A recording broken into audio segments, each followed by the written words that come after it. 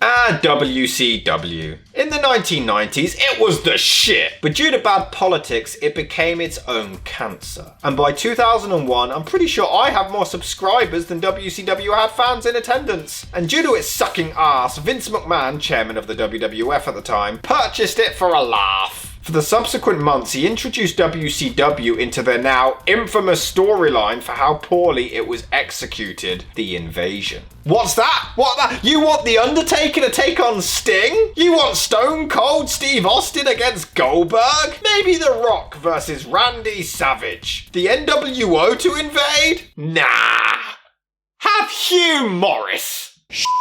Happens. The issue was that the biggest stars of WCW at the time were still under contract with their respective TV networks, so they were unavailable. The likes of Sting, Hogan, Savage, Goldberg, all of their relevant star power couldn't be used. Now sure, Vince could have easily bought up the rest of their contract, and let's face it, he would have easily made all of their money back, and it could have been the most financially successful year in professional wrestling history if done right, but I think we all know that Vince McMahon doesn't like to think straight. This is kind of crude, okay? So instead we got Shane McMahon as the owner of WCW, Stephanie McMahon as the owner of ECW because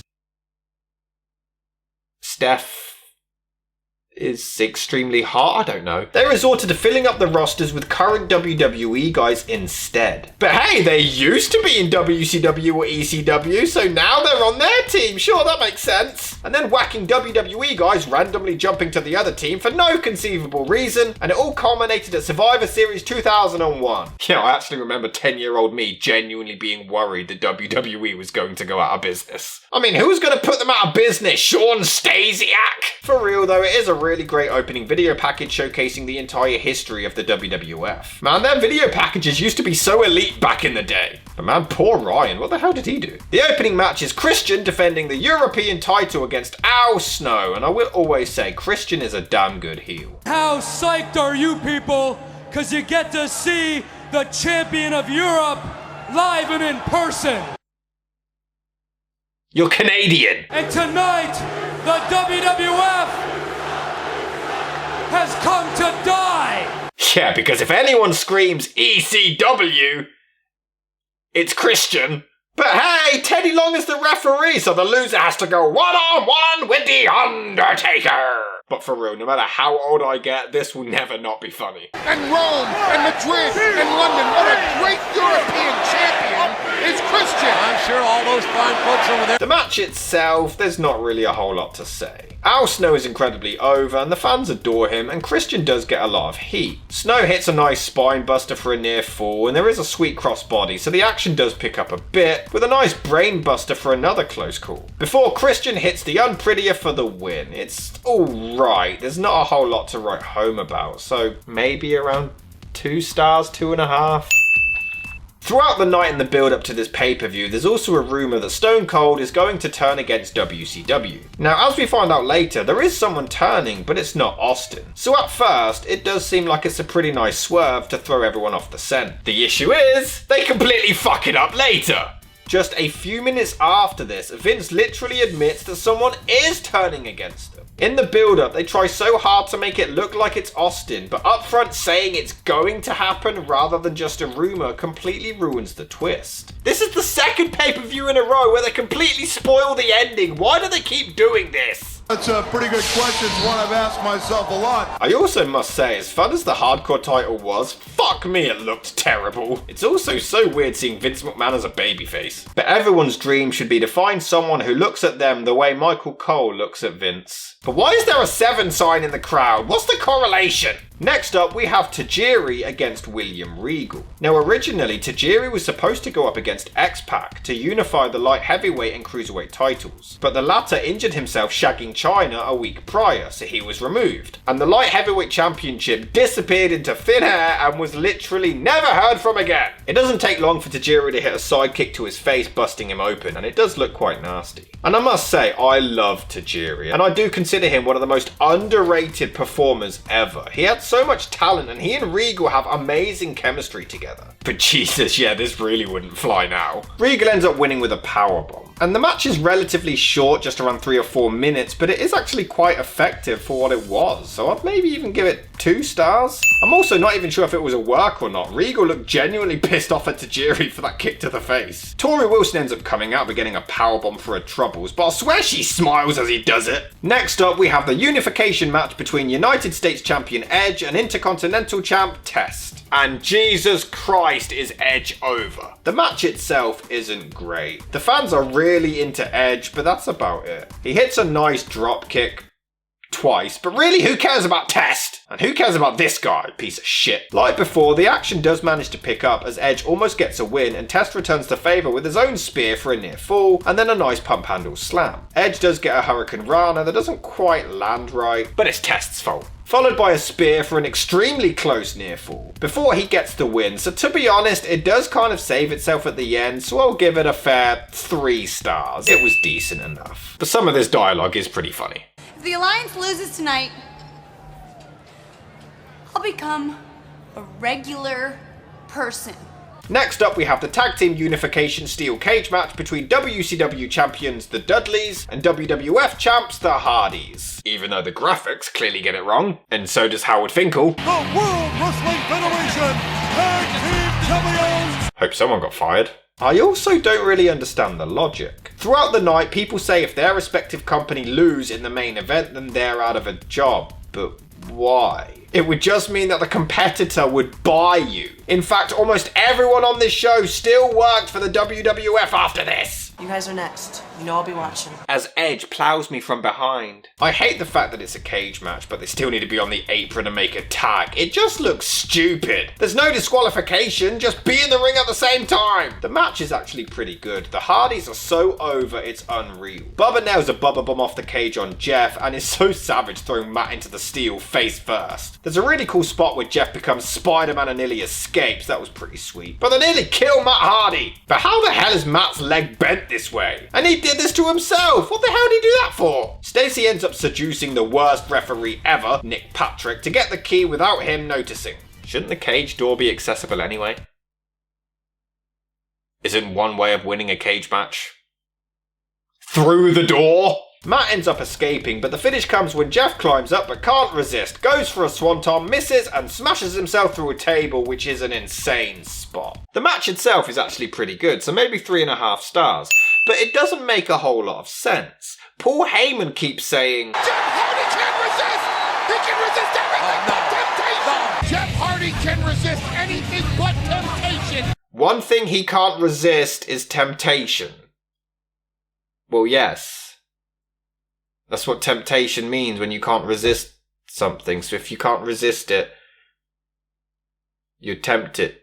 It's just redundant and it makes no sense. Oh, hey, Lita's back from shagging Edge. Look, she even changed her clothes. What more evidence do you need? Gotta feel for Scotty to hide those. Always getting jumped and taken out of matches, the poor guy. So next we have the Immunity Battle Royal. The winner of this match can't be fired for an entire year, regardless of the result of the main event. I do love how Taz just casually strolls out late to the match. But this whole thing is completely pointless because almost everyone in this match is still around a year later anyway! I guess Billy Kidman's elimination was cool, but it's a big nothing. Test gets the win, so maybe half a star. It's not even like he benefited from the victory and got a push, so it completely served no purpose. And now we must address the elephant in the room.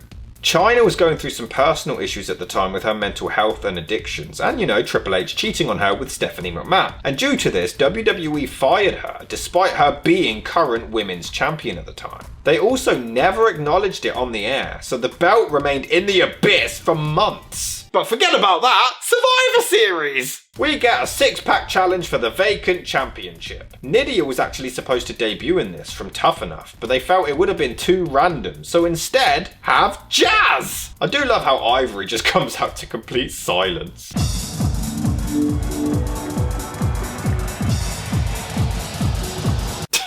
It's so harsh.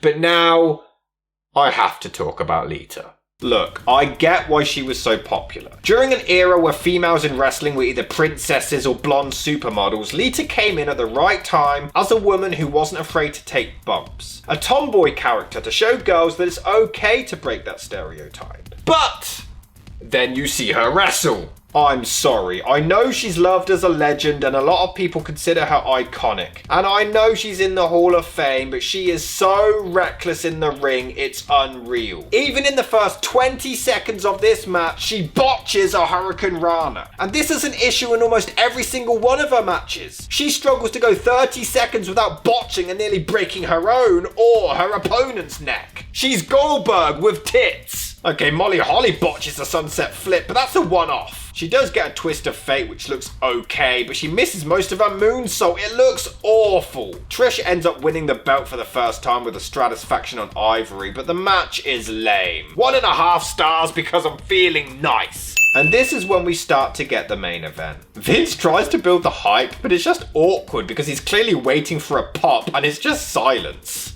Names like Buddy Rogers. It's also just so weird seeing The Rock not being built like a tank. So it's winner take all, featuring the very WCW and ECW team of Rob Van Dam, Booker T, Stone Cold Steve Austin, Kurt Angle and Shane McMahon. I mean, Austin's even the WWF champion. This whole storyline makes no sense. Against WWF, The Rock, Chris Jericho, The Undertaker, Kane, and it was supposed to be Vince McMahon, but he became injured from molesting half of the locker room, so he was replaced with The Big Show. Honestly, I will say this match is really good and has a whole lot of excitement. It shows the talent and true star power they had back then. Although Taker clearly nearly slips on the rope at one point. And it is amusing to see Shane constantly run in to break up a pin before running away like a pussy. They all showcase the talent really well. Kurt even hits an angle slam on the Big Show and it takes 3 finishers for him to be eliminated. It's some solid storytelling as Shane gets his comeuppance as The Rock owns the shit out of him. And because Shane is the greatest wrestler in the world, it also takes 3 finishers to take him out. Kudos for the no-handed tombstone though, that was pretty sweet. Although Kane completely no-sells Van Damme's frog splash. And then he just gets eliminated and it seems random and lackluster. It's just out of nowhere. Angle ends up taking a last ride, but then Taker gets a stunner for his elimination. I do love this sign though. And it is a really nice touch to show the backstage reactions to every elimination. Van Damme gets a nice slam for a very close call, but man, Rock was the king of selling. He was so good. And when you get a guy like Austin in that environment. The hell was that, Steve? But his sharpshooter was always so bad. Look at it! And he still taps out. So it ends up being Austin against The Rock. Yeah, this is the issue. This was an ongoing feud already. It shouldn't have been the culmination of the damn WCW invasion. Jericho is so pissed at being eliminated that he even attacks his own partner, which matches his character perfectly as Taker comes out to talk some sense into him. But despite us seeing this a million times before, the chemistry between Rock and Austin is always spectacular. And it is pretty funny hearing JR and Heyman constantly arguing. I never doubted Stone Cold's ability. Not one time, not for 1 minute. Too late to suck up! I ain't sucking up. What you can give me... Why don't you kiss my ass? But hey, Austin's sharpshooter is just as shit. It's a perfect match. But here's something we've never heard before. A Montreal joke at Survivor Series. Why doesn't Hebner call for the bell? Because The Rock has the tap. So The Rock continues doing the worst sharpshooter ever created in the history of the world, but it is pretty cool when Rock hits him with a stunner. And then Austin follows up with a rock bottom. This is a long-ass main event, but The Rock is so damn good at near falls. And look at him sell that stunner like a pro. But oh no, there's no referee, so then it turns out Kurt Angle is the double agent, and it's not Austin. If only Vince didn't ruin this earlier. I mean, Booker and RVD were the only genuine WCW or ECW guys. Shane has had beef with his dad for forever, and Austin would be too obvious and has already turned on the WWF, so who else could it have been? And then the next night on Raw, despite saving the WWF, Kurt Angle is then a heel. WWE makes sense. But Heyman's reaction to the finish is hilarious, and it is a pretty cool moment as Vince comes out to celebrate as well. The main event is actually really good, and I'd give it a solid 4 stars. If you just ignore the overall booking of this entire storyline, Survivor Series 2001 was actually an alright show. A couple of dead matches, but overall some great storytelling and memorable moments. If you're a younger viewer and you haven't seen it yet, it's definitely worth checking out. One of my childhood shows, man. And it's insane! Well, it's not insane, it's good.